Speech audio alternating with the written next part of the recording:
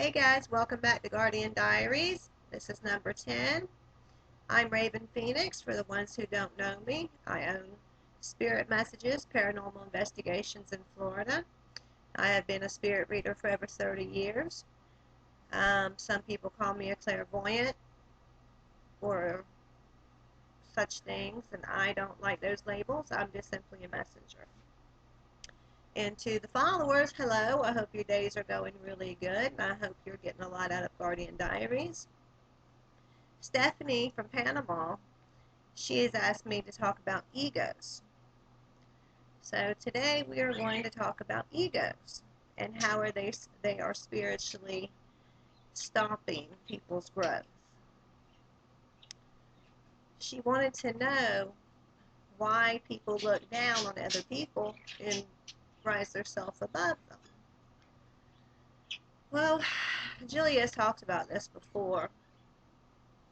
And people that rise themselves above other people is inflating their egos and trying to make themselves seem more important than other people. This gives a false security to the spirit of the person, to think that they are smarter, more crafty, better at a job maybe, or better at life in general. But the people with inflated egos don't realize how stupid they look to other people. Life is not about an inflated ego or how much you have. Life is about sharing what you have, reaching down to help your fellow man come up. Julia says that egos stop your spiritual growth, stop you from learning, stop you from widening your views on a perspective that, yeah, people that may not know as much as you can still teach you something. We can all learn from everybody. When you stop your spiritual growth with your inflated ego, you miss out on learning important lessons that you should be learning. You miss out on finding some really good friends that you think are beneath you. In reality, the people you think are beneath you are really the enlightened ones, the ones that don't have an ego, the ones that are willing to learn from other people, the ones that are willing to help others. So the inflated ego is a false sense of security. Your inflated ego is attached to worldly goods. It is not attached to your spirituality. It is not attached to your growth as a spirit. So we are trying to get the point across that ego inflation is really stopping you and shortening your growth on your path. Just because you have a Mercedes-Benz and your next door neighbor has a Buick does not give you the right to spread your inflated ego onto your fellow man. People who let's see how to say this. How are we going to say this? People who have inflated egos are self-absorbed, narrow-minded, they live in a box, short-sighted, they are not willing to branch out and help somebody or learn something. And you're really missing out on a beautiful life by being in that box and being short-sighted where your opinion only matters and nobody else's does. This is a pitfall of the inflated ego. As long as you are in your pitfalls of your inflated egos, you are not going to get anywhere that is spiritually worthy. I've heard people say, well, I don't want to get anywhere spiritually worthy. I want what's here now. What's here now is only temporary. It will be here when you are gone. There is no yours. You have bought something, yes. But as soon as you pass away into the next world, your stuff will be sold. Your kids will spend your money. Everything you worked for will be picked apart. And you are sitting there in the spiritual world, not enlightened, have not grown any, and you have the option to come back and do it again. I don't know about you, but I want to learn all I can now because I don't want to come back again. But that's a whole nother video. But people with inflated egos need to deflate their ego, come back down to earth, and look at what's around them. Meet people you think are above you, and you will see that the people you think are above, they're really, really smart people and enlightened people, and they could probably teach you a few things. Julia says that being short-sighted, inflated egos is part of the dark forces to make you think that you're better than what you really are, or you're more handsome than what you really are, or prettier than what you really are, or people will care about you because of what you have. Now, this is not a way to get people to care about you, because then they're just using you. And when you no longer have it and you really need somebody, they're not going to be there. But being more on the spiritual, enlightened side, the people that will come into your life will be there no matter what you have or what you had because you lost it. They will still be there to guide you and help you back up.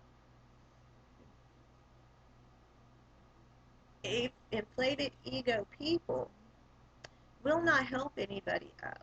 They will not raise anybody. They will not help people. And this is what the guardians do not like. So people with inflated egos seem to have a more difficult life of holding on to what they have. And the more inflated their ego gets, the tougher their life gets. This is a sign, oh, one of my babies. This is a sign of let go of your ego. Let go of what you think you're great. Come back down to earth. Open your eyes and your life will get easier. Our lives depend on us, how we think, how we act. Because remember, we talked about in a few videos back that our thoughts govern our life. Our thoughts are amplified. How our thoughts create things, how our words create things in our lives. The inflated ego is just another dark force trick to keep you on a lower level, to keep you basically down, even though you may be rich. You may have that fancy house, but inside, you're not happy because something is missing. And what is missing is your spiritual growth. We're not saying give everything you have away, by no means. We're saying deflate your ego. Stop thinking that you're better than the other person. And reach out and meet new people. The people that you think you are better than, come down a little bit to their level, and you might be surprised. You might find the best friends of your life. Your life might get a little easier. The struggles may not be so hard. It's something to think about.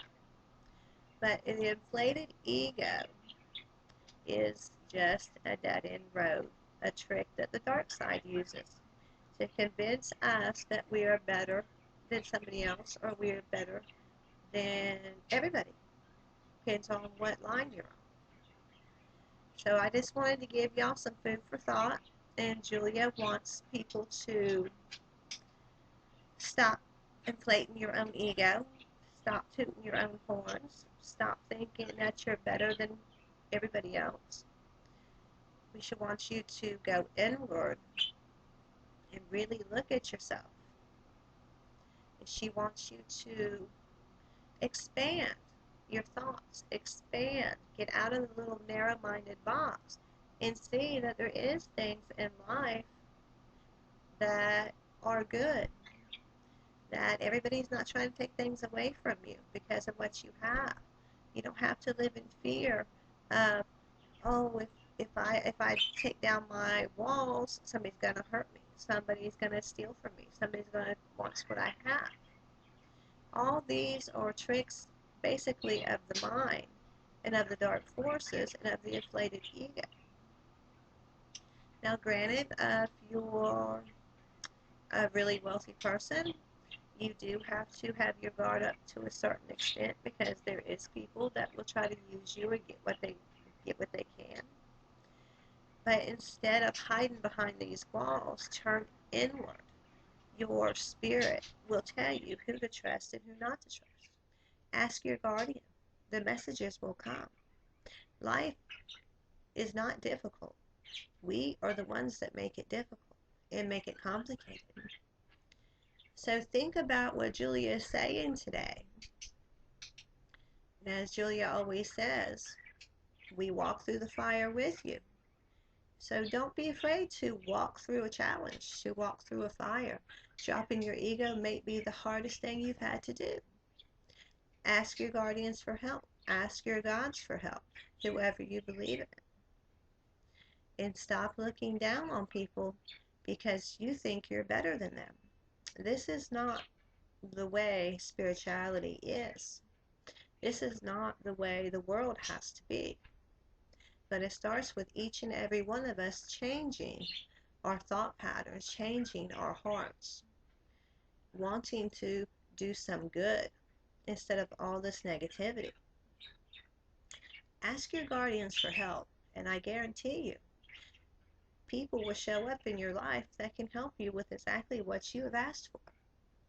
But be careful what you ask for because you might just get it. And this concludes Guardian Diaries number 10. You can email me with your questions or questions for Julia at ravenphoenix46@yahoo.com. And thank you for watching and have a great day.